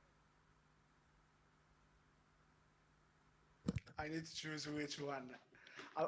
I'll start with one, Stephan. And when I listened to the very first minutes of the very first track, Fractal 2, I kind of felt I was on the same planet as for Fractal 1. So I don't know where, but you kind of started with I felt you started with the same point of departure and then went to another direction. So my question is, how did you create that kind of a coherence? How was it intentional, or was it just about the nature of your work in general? I don't think it was intentional. It was more like, you know, I do certain things and they evolve in time. I find out that these are the things that I like, and I go further in that direction. So I think it's basically an organic evolution. It's not, you know, it's not trying to pick up somewhere where I stopped. It's just what I do and what I like. I mean, basically, I'm just constantly making decisions. I like, do I like this? Yes or no. Do I want to keep this? Yes or no. And it just evolves just based on these many decisions that I make. And it's seldom, it's really, I mean, I do a lot of thinking, you know, about the rhythms. I really, sometimes I just sit down and try things out combination wise, what's possible, what I haven't tried yet. But with sounds, it's very intuitive, really. I just go to places that I feel are right. And that first piece, I mean, it was a real adventure. That it's the way it sounds. The finished version is you wouldn't believe how many changes that went through and got rearranged and things that I already didn't want to use, I later used anyway because someone else gave me a track which fit to that one. It was really a crazy journey, but it's just the way it turned out. And I don't know, I just work that way, that I feel I know when it's right, and then it's finished. But it takes a long time to get to that point.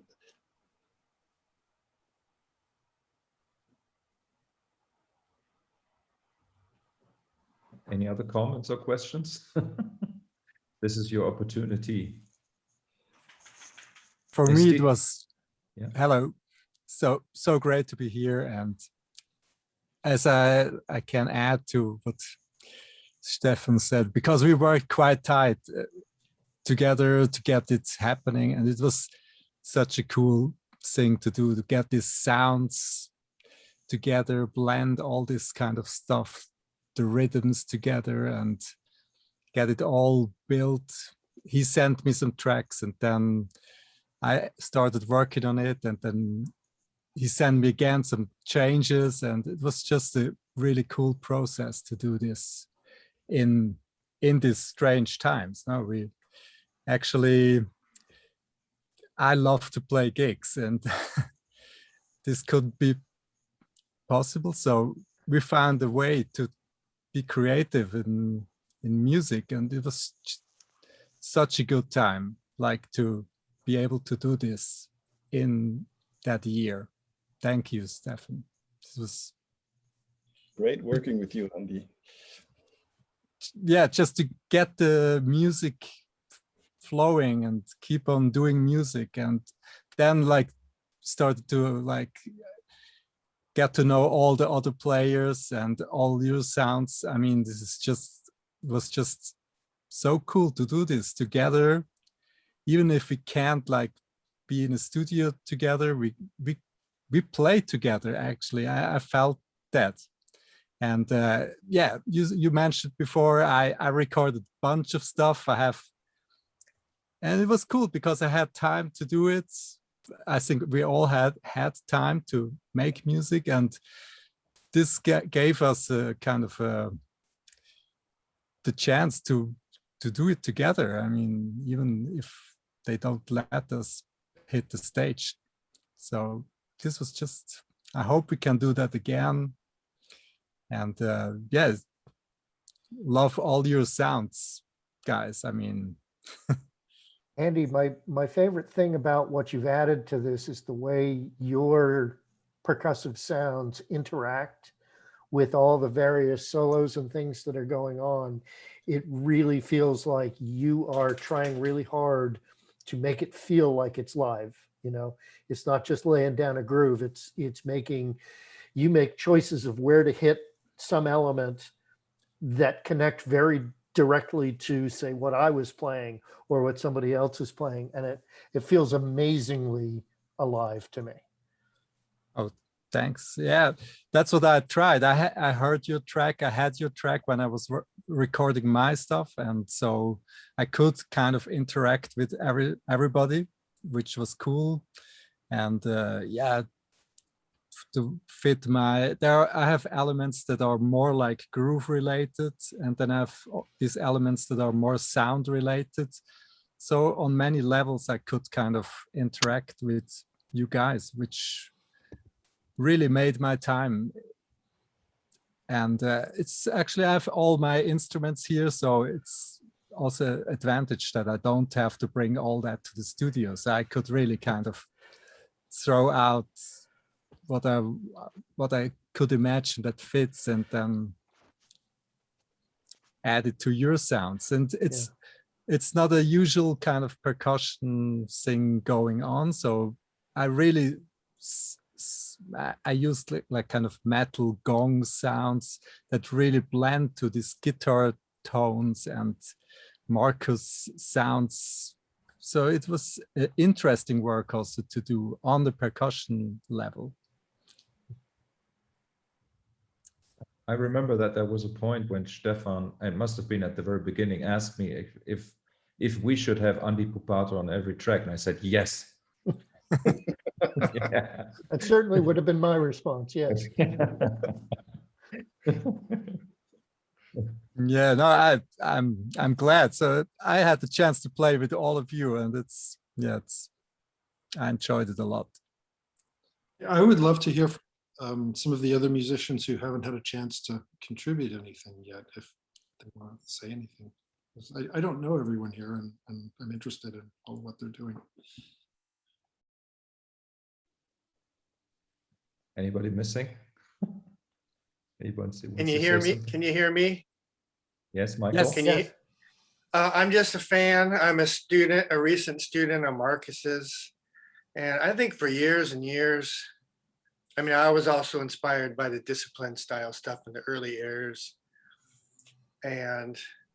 but for a long time, I stuck to just listening to a few people that seemed to progress through the years instead of get stuck in this prog thing. And so for a lot of time, I didn't listen to a lot of different sources. I'd follow through people, but I just think it's amazing in the last year through Bandcamp and through what Markus is doing, and especially his fractal guitar. It's the most interesting stuff I've heard that gets me excited and takes me back to when I was in my 20s and I was just experimenting. And I just think it's so great to see these combinations of all these people who don't know each other working together. And I could just see this keep expanding. And there's a lot of I've watched a lot of podcasts from Markus. You know, hearing people like Barry and different people I knew nothing about, and it just seems like everything expanding, and it's really exciting. So that's just my 2 cents. I've just been enjoying listening to you guys. Thanks. That's actually something that I've heard a few times, and that makes me really happy that people say that it takes them back to the you know, I think you're probably most impressed by music when you're a teenager. You know, you let all this music in, and it's really like, wow, what is this? And that a lot of people say that the things that I've done bring them back to that feeling that you had as a teenager when you really started discovering music. That's very nice to hear.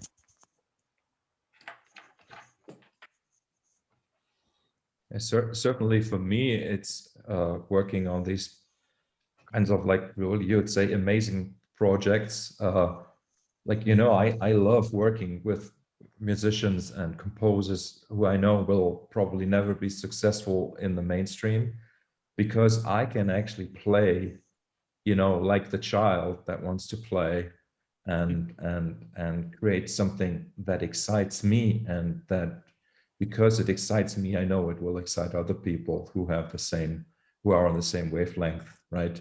And that's sort of like that, I think, connects all of us who are here, even if we're not musicians, even if we're just listeners, right?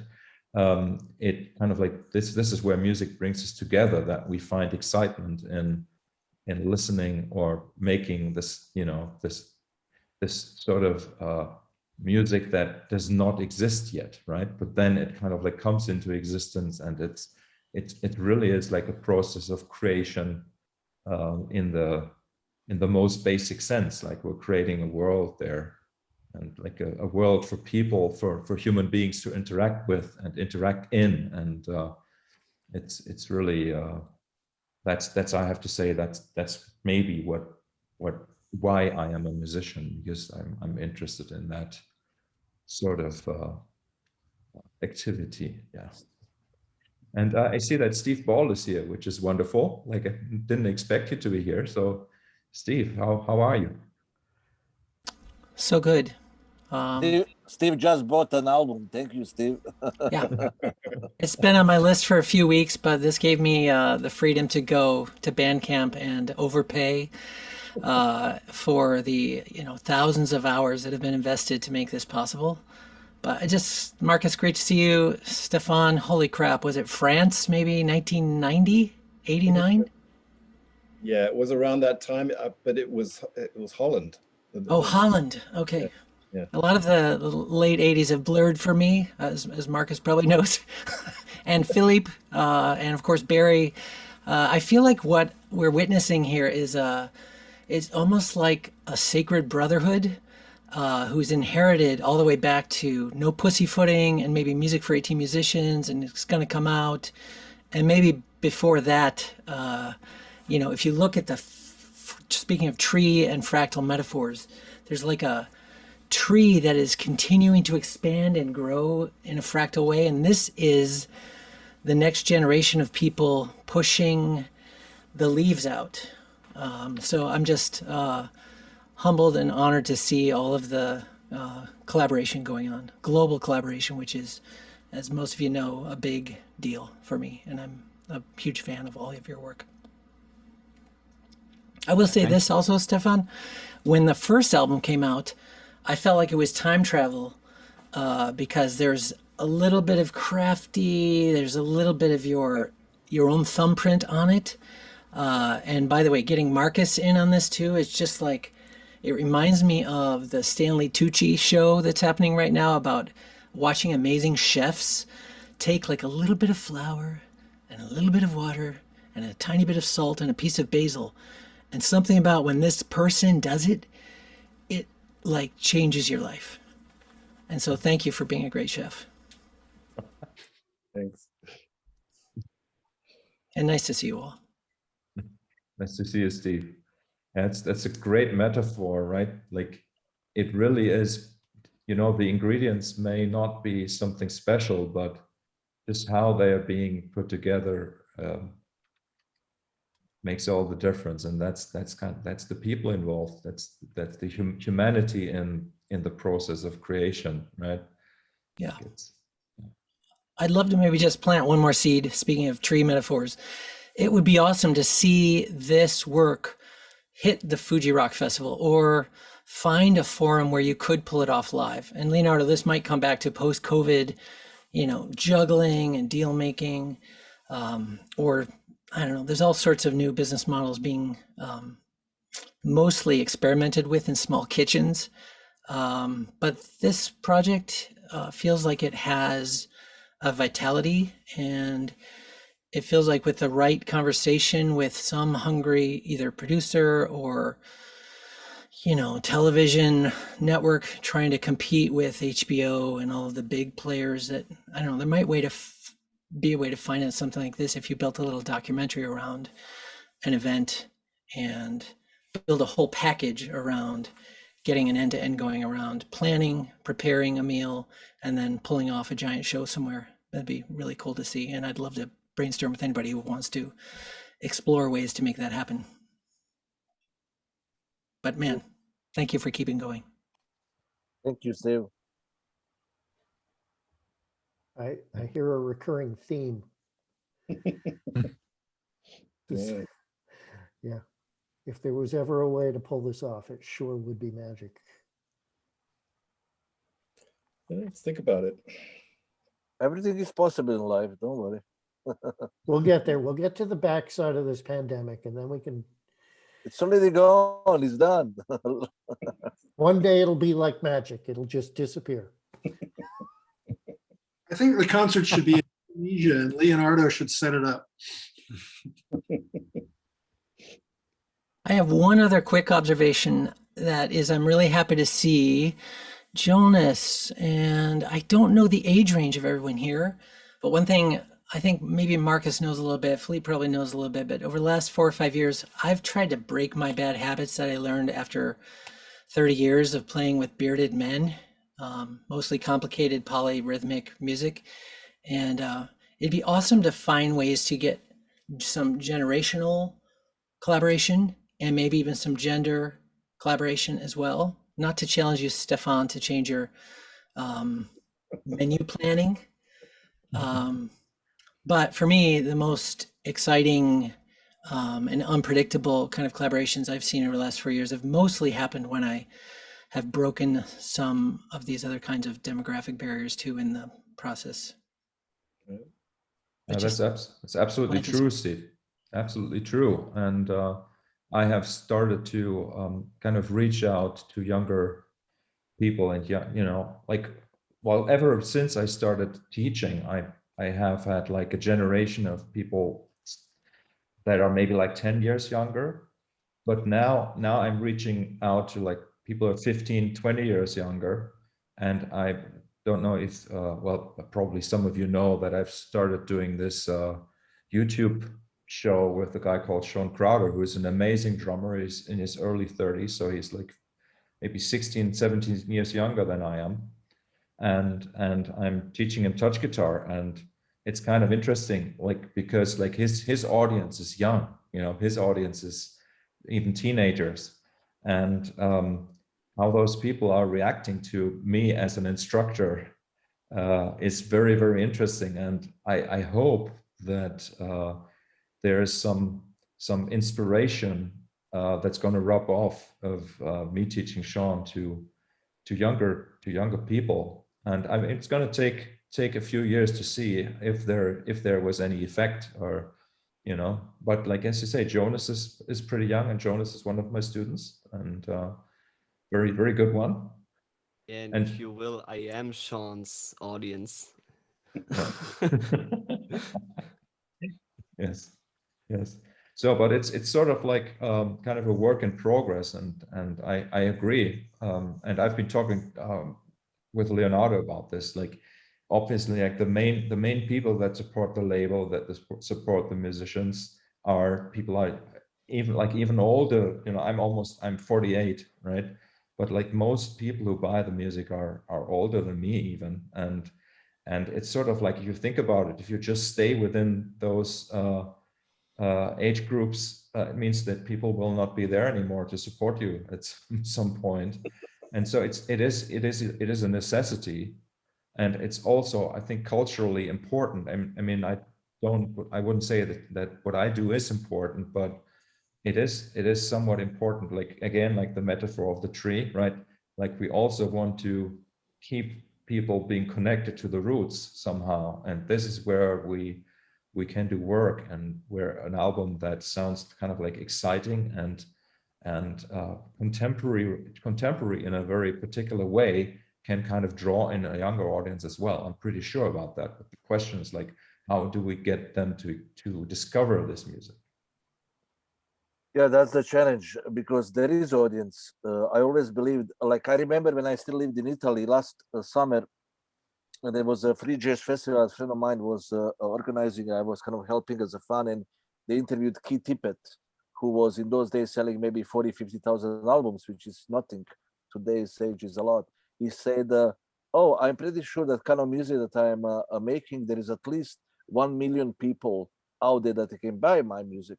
And I think that's thing is also present today. The only thing that there are probably still no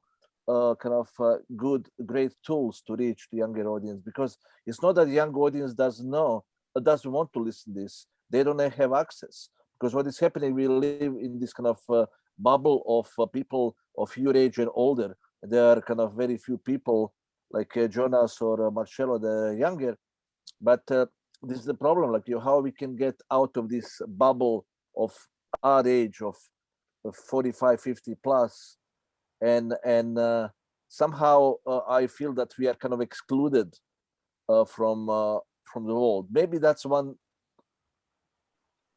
good thing, but sorry, but this is the issue. We have to find way to find the younger people, somehow. Yeah. Sorry. Yeah. And I don't know, I still don't know how, like, it's difficult. Actually, I see that I work in my booking like roster. I work with a lot of people that are kind of musicians that are 70 and over. But I noticed that when Alan Holdsworth was alive, and now even with Stickman, maybe because of Tony and King Crimson, there are young people. When I go out with Soap Machine or with this Italian progressive rock bands from 70s, you see only older people, but somehow audience of Alan Holdsworth, even though he was older guy, like and Tony and Pat, there are young people, and they are excited about this music in the same way as people of my generation and older ones. The thing is, like, because probably they hear something like in Alan's case, like they hear Mike Petrucci, or they hear, like, Steve Vai, and they're excited. They say they see the interviews that Steve Vai and Petrucci are influenced by Alan. Say, who is this guy? Then they forget about Petrucci and Steve Vai. They want to listen to Alan. But in kind of things that we are doing here, like I really don't know how we can get to that market, because it's not impossible, but still I don't know how. And I know there are millions and millions of people out there who are just like need this kind of music. I saw that in China a little bit, because I went in November of 2019 to a big kind of convention about music and a festival in Chengdu, and I saw a lot of young people just interested in the new tendencies. And I think there is a hope. Maybe there is more hope in other countries rather than in the Western world. Maybe it's a kind of consumistic kind of society in which we live in the Western world. I don't know what it is. Maybe something will happen after this COVID is over. I really don't know, but but I think there is a market for everything. Just people have to know that we exist. Yeah. And like Leonardo, you're doing your thing, like you're sending out 500 copies for review, right? And like you have your contacts, and I think like it's the new media that we sort of have to take into account. It's I have to say, even though I don't, but it's the culture of influencers and YouTube that we have to get a foot in the door somehow, because that's the equivalent of me listening to the radio in the early 80s. Yeah. Right. And because when I started sending promos, because I realized like 20 years ago that sending promos is very important. It's kind of sometimes it's even more important than putting paying for advertisement, because even today, like one small ad in Downbeat magazine doesn't mean so much as sending 500 promos, and probably it's cheaper. It's not cheap today to sending promo, but also because I come from the background as a music fan, that I listen to so many different music. I'm not prog head. I'm not a jazz freak. I'm not deadhead. I don't stick in one thing. That I remember my very first album was of Elton Dean and Mark Hewins, kind of saxophone and MIDI guitar, improvised music. I sent to the guy in a heavy metal magazine in Portugal, got 5 stars. Also because the guy was interested in MIDI guitar, and that was in Mark Hewins is, he's very well known in that MIDI guitar kind of world. But I always believe that like there are people in the jazz world that like rock or prog, and people in prog world that like jazz and other music. Sometimes, I get to this kind of conservative jazz or progressive rock sites, and especially progressive rock say, oh, there's another album of Moon June, it's too much jazz, like, it's unlistenable music. I understand that. The same thing in jazz. Say, oh, that's a little bit too electric, I understand that, but you have to try, if you don't try. That's why as you saw, Markus, like reviewers of my albums are not just in genre of progressive music or jazz or fusion. They are all over the place, because it costs money, especially now, because it's not so cheap mailing CDs. I send less CDs than before. Thankfully, people accept more and more downloads, which is very helpful. But also promoting the music. See, like also other things in life that are happening are not helping. Like postage in USA increased like 400% in last 20 years. It's like in Argentina, like when things are like inflation. If you see like from Germany, you pay like 3-4 euros to send albums to USA, which is approximately the same price like 5, 6, 7 years ago. Maybe 20 years ago was only like few cents less. In USA, sending CD to Europe from $3.25 in 2001, it's $14.98. It's ridiculous, and that doesn't help, because some people will still review album from a digital, but somehow when you hit the guy that doesn't know you, like the guy that is new reviewer and when he receives unsolicited CD, he will have curiosity to open and to listen, because when you send to download to somebody that is not still in your world of sphere of like people that are reviewing your stuff, then it's much more difficult to convince him to listen to music if you just download, because there is oversaturation. And that's one of the biggest problems in today's world. It's not Spotify. Spotify is bad. Spotify is not the reason that music doesn't sell very well. It's complete oversaturation. Like I personally, as a guy that has a very high, relatively high public profile, I receive tons and tons of music from all around the world. Plus I have my own music. Plus I have my music from my collection. Plus I'm curious guy to listen to some new music. Plus I have my label. I don't have time to listen to everything. And people now, they can have so many options. Then how in this kind of oversaturation of so many options, how they actually can pay little attention to music of Barry Cleveland, Stephan Thelen, or you, or whoever else. It's kind of difficult. You have to be very, very loud. Sometimes you have to be real. Say you have to listen to my music. It's difficult to convince people to listen to music if you are too nice and polite, because there is so much stuff to listen, and that's, to me, that's the main reason that music doesn't sell. It's completely total oversaturation of music. Plus, we live in a society where we are accustomed to have things for free or easy access to YouTube or Spotify or whatever, and it's kind of tricky. But I'm still a believer. I'm naturally optimistic and a positive guy. I think something will happen because in life always something happens. Yes. Okay. So this was 2 hours of intense conversation, and I think we can leave it at that for now. Thank you, Steve, for this different direction at the end. Very good, very necessary. And I want to say thank you again to Stephan for trusting in me, also in Benny, as partners to produce this amazing album. And I can't wait for it to really get to all the fans. And I'm looking forward to all the reviews that Leonardo is going to get for it. And yeah, thank you to everybody who was involved in it. And, yeah, it's not easy, you know, even now, like I remember when I started a label, I got much more reviews than now. Even now, like now I'm getting reviews for albums that I sent as a promo, like last year. Like now we are getting some reviews of your albums that we released last summer. See, this is the, you know, but look, I believe one thing, like, because we are not living in a world where our music has to be on charts, there is no deadline. Then even if a review arrive in 1 or 2 years, it's still a good thing because this is the timeless music. Yeah, I agree.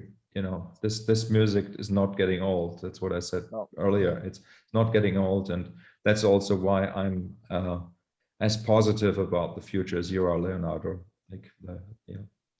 So thank you, everybody, and I'll see you again very soon. Thank you, Markus. Stephan, do you want to say Markus. anything? Yeah. Stephan Thelen, you want to say anything? Yeah, thank you, Markus, and thanks all the guys who played on the album. No gals, unfortunately, only guys. But yeah, that's just the way it came out. And thanks to everybody who bought the album, who's listening. Thank you very much. Okay. Thank you. Bye-bye, everybody. Bye, everyone. Bye-bye, everybody. Everyone, bye. Bye. Thank you. Bye. Thank you. So great. Thank you all.